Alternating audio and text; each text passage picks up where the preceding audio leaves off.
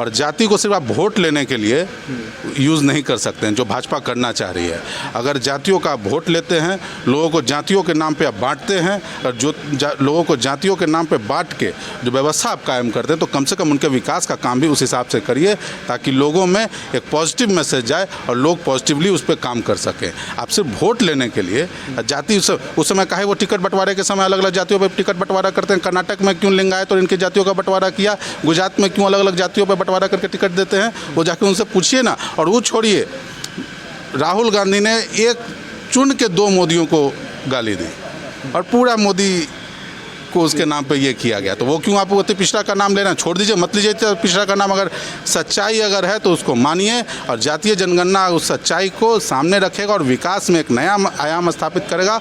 और जो हमारी सामाजिक संरचना है उसको स्थापित करने में, देश में विकास को गढ़ने में एक नया आयाम स्थापित करेगा। ये समय की मांग है और हर दल को इसके साथ खड़ा होना पड़ेगा। जैसे 2024 का इलेक्शन अभी आने वाला है सर, तो आपको ये चेहरा कौन नज़र आता है सर? इधर का चेहरा में कौन सबसे ज़्यादा दायित्व होंगे? क्या नीतीश कुमार आगे बढ़ेंगे कि कोई और चेहरा होंगे? आप देखिए, चेहरे पे जहाँ तक डिस्कशन है, चेहरे का डिस्कशन सिर्फ नैरेटिव सेट करने के लिए हो रहा है। आपको एक चीज़ है, संविधान क्या कहता है?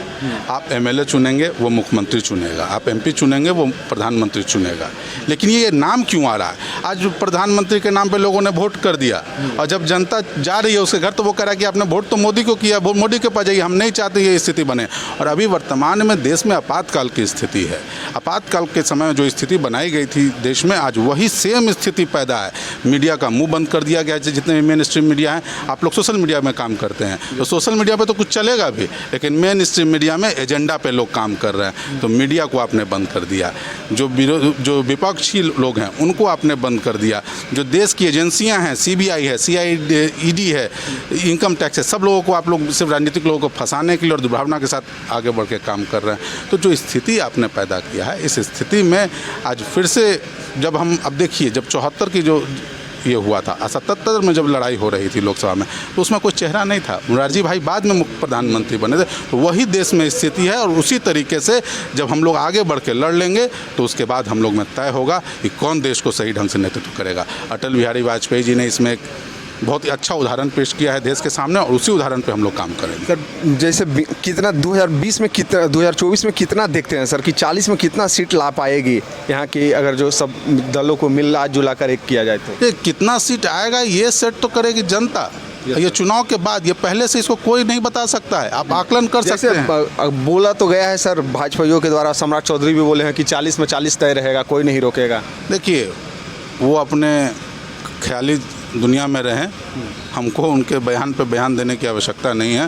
वो जो सोच रहे हैं सोचें, लेकिन हम लोग मजबूती के साथ हैं, और हम लोग इसमें इतनी मजबूती के साथ जाएंगे कि भाजपा को कहीं दांत खोदने के लिए सीट नहीं मिलेगा। रिपोर्टर में आपका स्वागत है। आज जदयू कार्यालय, बहुत स्वागत है सर। यहाँ बोले हैं कि ये जंगल राज चल रहा है, ये दोनों की मिली भगत जंगल राज है, इस पर आप क्या कहिएगा? नहीं, विजय सिन्हा जी को कहिए पहले जहाँ जंतर मंतर, और जो देश की बेटियां हैं जिन्होंने देश का नाम रोशन किया है रेसलिंग में, और वो जो बृजभूषण सिंह पे लगा रहे हैं आरोप, उसमें क्या हुआ? सीआरपीसी का धारा उनको नहीं पता है क्या कि सीआरपीसी में साफ कहा जाता है कि कोई अगर कंप्लेन करना चाहता है तो पुलिस पहले कंप्लेन को रजिस्टर करेगी, एफआईआर दर्ज करेगी, प्राइमरी इन्वेस्टिगेशन रिपोर्ट, उसके बाद फिर गिरफ्तारी की प्रक्रिया करेगी। लेकिन यहाँ तो गिरफ्तारी क्या, एफआईआर भी नहीं कोई दर्ज कर रहा है। तो जाके उनको पूछिए, जाके दिल्ली पता करें पहले कि कहाँ कानून का राज है और कहाँ मातंगियों का राज है। और उनका जहाँ तक विजय सिन्हा जी का है, तो उनको देखिए किसी चीज़ से मतलब है नहीं, सिर्फ घृणा द्वेष की राजनीति करना जानते हैं। वो क्या करते हैं, उनका सारा पोल खुलेगा धीरे धीरे। वो जिस तरह से आड़ लेते हैं राजनीति का अपने व्यवसाय में, उन सब चीज़ों से उनको सावधान रहना चाहिए।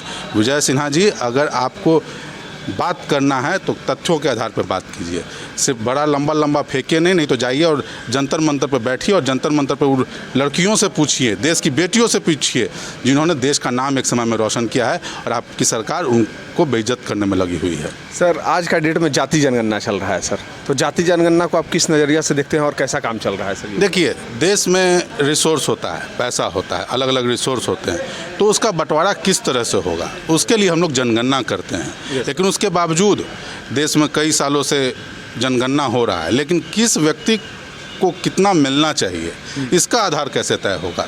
तो इसके लिए जाति आधारित जनगणना हो रही है, ताकि लोगों को उनके हक के मुताबिक, उनके संख्या के मुताबिक रिसोर्स का डिस्ट्रीब्यूशन हो सके और जो सामाजिक संरचना जो देश में है, राज्य में है, उस सामाजिक संरचना में सबको समाज के अंतिम पायदान पर जो व्यक्ति खड़ा है उसका भी बढ़ोतरी हो सके, यही हमारा लक्ष्य है। सर जैसे जाति जनगणना हो जाएगा तो क्या ये कहा जा रहा है भाजपाइयों के द्वारा कि ये कहीं ना कहीं ये राजनीति के तौर पर देखा जा रहा है कि मेरा जात रहेगा तो इतना वोट पड़ेगा, मेरा जात रहेगा इतना वोट पड़ेगा, इसके नज़रिया सब क्या देखते हैं? देखिए, ये शुतुरमुर्ग बनने से काम नहीं चलेगा।